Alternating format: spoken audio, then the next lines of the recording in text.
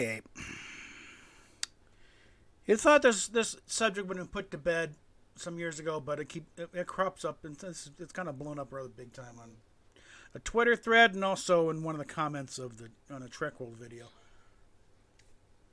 As it stands right now, the animated series is canon. That is not disputed. It is listed amongst everything else. It's only 22 episodes. You can't really count as fourth and five. It's essentially the original series' fourth season. And personally, I like to think of Star Trek Continues as the fifth season, but that's me and a few others, but not officially. But as far as the animated series, it is canon. It is considered canon, and part of it is the usual criteria. It aired on NBC. It had almost the entire original cast. It was creative control by Gene Roddenberry. Dorothy Fontana was the showrunner. You had a lot of the writers from the original series coming back to write stuff, and you had other notable science fiction writers writing for the show. Larry Niven, that's how he got the Gazinti in there. By all rational criteria, it is canon. Where this thing came in about how the animated series is non-canon, part of it, as far as at the time of Next Generation's development, early development, the animated series was produced by Filmation. It was distributed by Paramount, but Paramount did not produce it. Filmation did. And by that right, that gave them a share of ownership of the show. That had to be wrapped up because basically for legal reasons, animated series was set aside because it really comes to money is the big thing. Because, they didn't want to reference anything in the original series anyway, because the thing is, as the rights came out, if you reference something like, say, they made a reference to clearly from Amok Time, Theodore Sturgeon's estate would have gotten a check because you're referencing, and the original series creators held copyright on their scripts. So if you reference them, they got a royalty check. And so and that's also why, Enterprise, T'Pau was originally T'Pau. Yes, that T'Pau. And every time she showed up on an episode, which would have been every single one, Ted Sturgeon's estate would have gotten a check. So let's change it different, and that way T'Pau only showed up like 2 episodes later on. But as far as the series goes, no, we got to change that. And same thing here. For legal reasons and partially financial, the animated series was set aside. Now, as for this whole thing about Roddenberry didn't like it anymore, I have that memo has ever come out, and I'm beginning to think it wasn't a memo in the first place, because turns out Roddenberry first apparently had some dissatisfaction of it. It was 1974, Equicon, and one of the guys in the crowd asked him if the animated series counts, and he sort of just it's a Saturday morning cartoon. Now keep in mind, 1974. It's just the following year, the animated series was canceled. And it was canceled in 70, it was 72, 73, 74. The animated series has just been canceled, okay? So Roddenberry was probably not that charitable towards that section. He was, and again, this is a period he was trying to get other things going. He did other things before Star Trek, and he was trying to get back to that. And that's where he got the foundations like Earth's Final Conflict and what became Andromeda originally, and then Genesis 2. Yeah, and all these things. Spectre, he actually pilots made. He was trying to get out from Star Trek Shadow at that point too. And again there was and the studio kept bugging him. Well, we got to do something with Star Trek. Okay, so the cartoon sort of worked. It got good numbers, but it just wouldn't hold it. But yeah, he was probably a little sour on the animated series at that point. But the big thing is, 1974 was 2 years before this was published. This was in 76. And the animated series is very heavily in this. Most of the pictures in here, frankly, are, in fact, a lot of the pictures are tracings of cells, of animation cells, from the series, or drawings. And that sat on Roddenberry's desk during the production of Next Generation as a reference book. And at no time, and when this version was coming out, this is the mass market. There was already fan editions, And Bejo was, friends with Roddenberry for a while. They were a little strained there because over Lincoln, right? But they still, maintained friendly contact. And I'm sure there were discussions back and forth during the production of that thing. And clearly at no time did he say, don't count the animateds. If he had, she would have left it out. Because the whole thing was the established, this was the beginnings early of establishing a canon. By doing the concordance of, okay, this is the official record here, as best we can. Yeah. And if he had said, leave out the animated, she would have left out the animated. And at no time, between then and the intervening 10 years when I got the next generation, did he ever say, if you ever do an update of this, leave out the animated. And he never expressed any dissatisfaction with Dorothy Fontana, who's the showrunner. So I'm beginning to think, because Richard Arnold, who was an errand boy, but when he brought him on to in the next generation staff as the official archivist, and his job was to wrangle the novelists and the comic book thing. He had some bizarre ideas of how the comic books should go. Peter David said his deal with Richard Arnold. He told Peter David, the comics should be more like the Gold Key era. It's like, I would have laughed in his face if he said that. And I imagine Peter David, same thing. He might have it, or just trying to strain. Like, are you fucking serious? That was the worst Gary Compton. But I'm beginning to think if either Richard Arnold was as a fan or maybe again as Roddenberry's errand boy at the time. I don't know when they hooked up. It's pretty early on, early 70s. If he was there at EchoCon and heard Roddenberry say that, then it didn't count. Or if it was just a standard line whenever that came up at a convention appearance. It's like, no, don't, between the early 70s. Roddenberry may not have actually said anything to Richard Arnold. He may have been thinking back to that comment in 74, but he never liked it anyway. But no, that's not the case.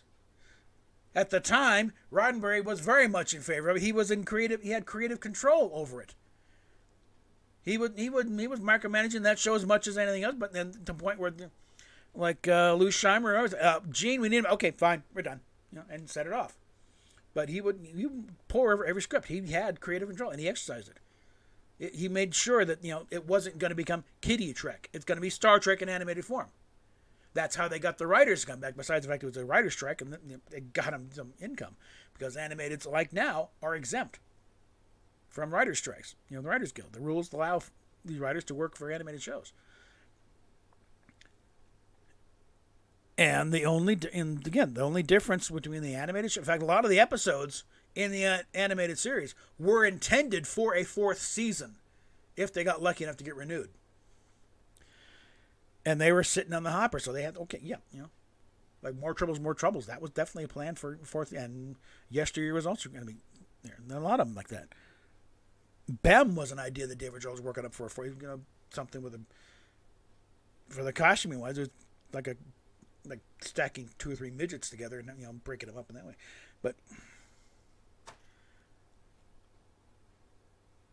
But yeah, I think it's like, because again, until someone and again, even then, even if Roddenberry did say anything to Richard Arnold about somehow not being happy with the animated series, Roddenberry had a very strange relationship with the truth. It's something he picked up as a little kid when he got accused by a teacher or something of doing something he didn't do. But it was simpler just cop to it and get on with his life instead of getting in the argument and saying, no, I didn't do it. Okay, fine, I did it. Leave me alone. That kind of set up a pattern where he would just, whatever, just say whatever he needed to get out of the situation and get back to whatever he was doing. So he would often tell people, totally contradictory things. He'd tell one person one thing, and then another one's like, no, that's bullshit. In one, it kind of made him, in that respect, a standard Hollywood director. And he was a very good Hollywood director. Producer in that case. Because he was able to, his mind was such he could solve production problems rather simply. But again, it's like he didn't have time to deal with niddling little crap like that, And rather than get into a big long discussion about how we're not sure about what legal claim we have to the animated series right now and it's going to complicate things, I don't like it anymore. Doesn't count. But again, I'm beginning to wonder, because of that statement in 74, Which, and again, a lot of times, whatever he says on a given subject depends on when it was and what was going on in his life at the time. Animated series had just been canceled. He was pissed. This was a chance to get the show back out there and show them what they could do. And they pulled the plug on it. Crap. What are we going to do now? And so he's a little sore on it. And that's, and again, around that time, that's when, but it was also about the time then the syndication thing started hitting. It was around 74 when the big syndication hit. Because I remember, I was a toddler when original series came out, like 2.5 when it premiered on NBC. And I'm wondering why the hell I didn't watch it when I was 3 or 4 when it was the Friday nights, because it's not a school night. I don't know what the hell I was watching. I think I was watching the Brady Bunch. But anyway. But I knew of the show. I knew I was a fan of the show. When when I saw this ship sitting in the models at Sears at the North Glen Mall. No one had to tell me what that is. No, I knew it. That was the Enterprise. Get it. I want that. And we built my first Enterprise, around the time of the animated series. The animated series was the first time I consciously recall watching Star Trek on NBC, but I knew that wasn't the original. I knew it had been on there, on Channel 4 before. So there's an innate thing built in there, burned in there. I knew I had seen this before in live action form. And I'd also started picking up the books, the making of Star Trek, and mainly the world of Star Trek, but also the making of Star Trek at that time. And I knew that this show was before, and waiting for it to, and also once in a while, channel surfing. It was in reruns before 74. It's like out here, Channel 9 ran it on Saturdays, and but it would be like just random things. I just can't randomly pick out, click on the dock. Oh, okay. I remember catching pieces of the Doomsday Machine and Whom Gods Destroy mainly. But again, in the middle of it, because it's like Doomsday Machine. I remember seeing Commodore Decker in the shuttlecraft, and somehow missing the fist fight in the corridors. And then Whom God Destroys is Spock in the control room and facing down the two Kirks.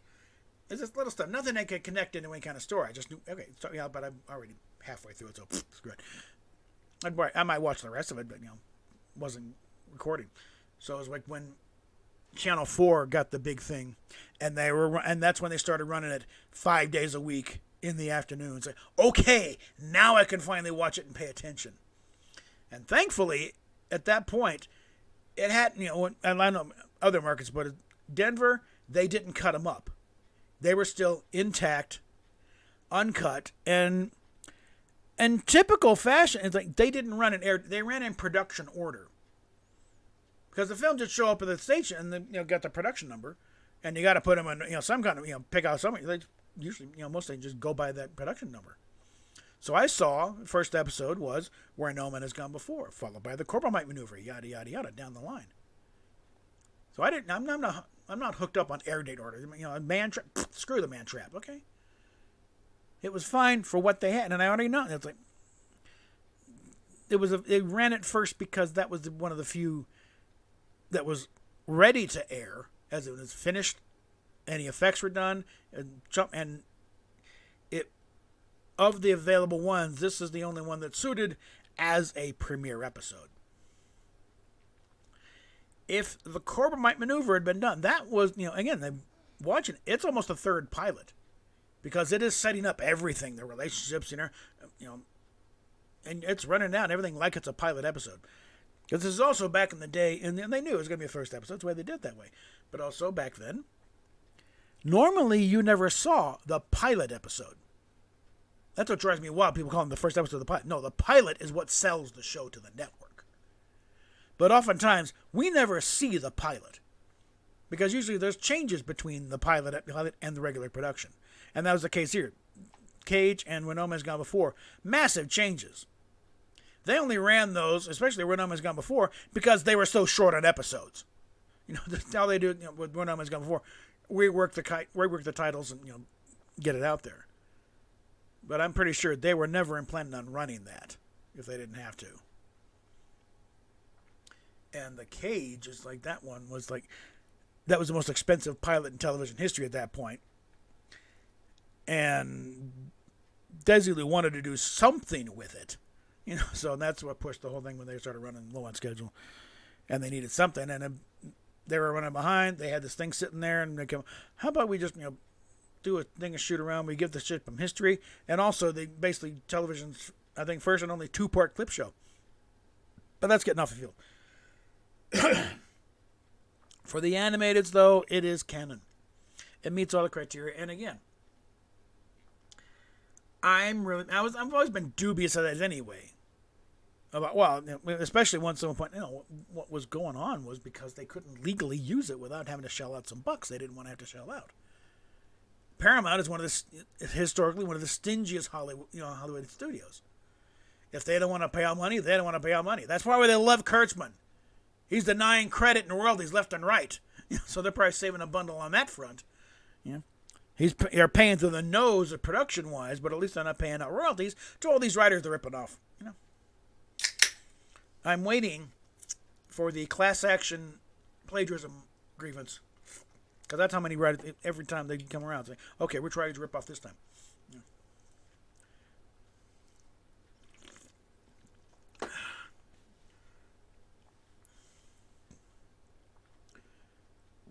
But the main thing is to look at, one, the official Star Trek website listed along with everything else. When the home video release came out, because Filmation was releasing this stuff on home video, but it's always under the Filmation banner. It goes, Star Trek the Animated Show came out on CBS Home Video. The only Filmation notation you'll notice in the episode themselves. That's not the case with other Filmation video releases. It wasn't released on the Filmation home video. It was on CBS home video. They owned it. They finally bought everyone off. And also, you started seeing animated episode, series references in the episode. Mostly in DS9. You had Garrick talking about, tending to Eidosian orchids while he was posing as a gardener on Romulus. Lieutenant Ericks was an Edoan. There was Kur talking about his old ship, the Klothos. That's from the animated series Time Trap. And other things like that. Triple Predator, the Glommer, and more troubles. And also Enterprise with stuff in there like the I think they kind of messed up. I think they referred to it as a Salot, but it's like that. No, that's a Lamatia. Somebody messed up there, but the thing is, it's still a reference to and Vulcan's Forge. I think that is also from the episode yesteryear. But you started getting references to the animated show, and clearly to the animated series. And then of course their crowning glory right now is Lower Decks. You've got more references to the animated show in Lower Decks than you have in the animated series itself, probably. Up to and including the 40-foot tall Spock from the Infinite Vulcan. And when Boimler gets on that ship for it's being piloted by an Edoan, and you got Vendalen on when they're running around trying to catch up with that Klingon and got drunk and went nuts on the planet. It's like they're animated, and of course the crowning glory of that one is when we get those old scientist references with Ransom looking at a pad of Kirk and Spock from the animated series. Slam dunk, it is canon. It is considered canon. How canon Lower Decks at this point, I think is like, because if you take the thing of canon is set with the end of Enterprise, that's it. That is when anything Roddenberry did or anybody who worked for Roddenberry did is gone. That's it. They're out. The lock has been sealed. That's it. Canon is set. There is no changing it. Sorry, Akiva. You can't change canon. You can't tweak canon. Canon is canon. You're either compliant or you're non-canon. Strange New Worlds is non-canon because you're not complying with the canon. You change the Eugenics Wars, you're no longer with canon. You're in an alternate timeline at best. Alternate timeline means we don't have to pay attention to you. And a lot of people aren't.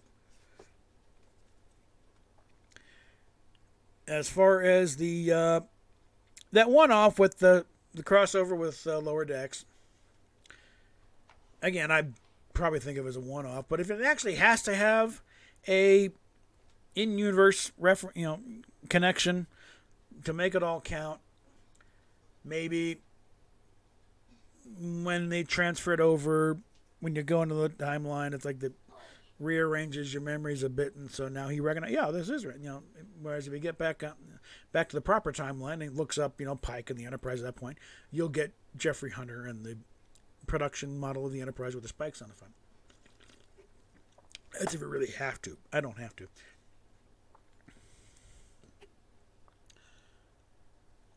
But it's like the old trying to. No, it's not. Gene Roddenberry said so. Gene Roddenberry said a lot of things. Okay, he got called out on that a lot of times by the writers. Like, no, you can't do that. This is established in there. His usual response was, allow me the consistency of my inconsistencies, and laugh it off and move on. Because there is a thing about he wanted to decanonize a lot of stuff. That's like, no, you can't do that. We cannot. We have to keep the third season. We have to keep all the movies. Oh, at that point, I think it was up to like 3. Star Trek 5, he did declare apocryphal, which probably means some of it counts, some of it doesn't. It's like your mileage may vary.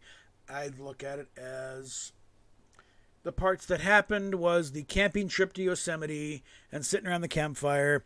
Everything else we saw beyond that is a drunken ghost story Kirk and McCoy were telling to Spock as part of the rituals of camping out, after imbibing with a few too many servings of McCoy's secret ingredient with his beans. Because you'll notice, as the story progresses, it gets weirder and weirder. And you can translate it as Kirk and McCoy are getting more and more drunk as they tell this. Until finally, and then we're all meet on the bridge and we're coming with the Klingons. And and Sulu and Chekhov are following the one guy, and they're so horny they'll do it. But then never mind. I still want to do a drunken commentary with Kirk and McCoy and Spock to Star Trek 5. I'm still picturing it's a Vulcan princess. That's Vulcan has no rough on it. Shut up, Spock. We're telling a story. But yeah, that's my view of the whole. And I think I'm pretty solid ground here because one, they do count it on the website and they're referencing it in the show. In the various shows. Back when the shows we do acknowledge as canon reference it. Okay. And especially when you start getting, and not just stuff like, because they did parts of it they referenced before they got it, because it was stuff that was also referenced in background material for the show. Like Spock's upbringing on Vulcan, it was referenced in Journey to Babel. Robert Apel, that goes to the format pitch way back when. There's a lot of stuff that anime series borrowed from other point, and also they were safe on that. But anything exclusively animated, they couldn't touch until they wrapped up those rights. All the lawyers are paid, and okay, now we got it. Now we can reference it. It's back in the fold. But once it's like being a little bit pregnant. Once you're in, you're in. Okay. Once they, like the second, Garrick talked about the Dosian orchids, and Kor's talking about his old ship, the Klothos. Guess what? Animated series is in. You can whine about it all you want. Not like in cartoons, no, tough. It's in. So, with that, support links down below, and we will talk at you later.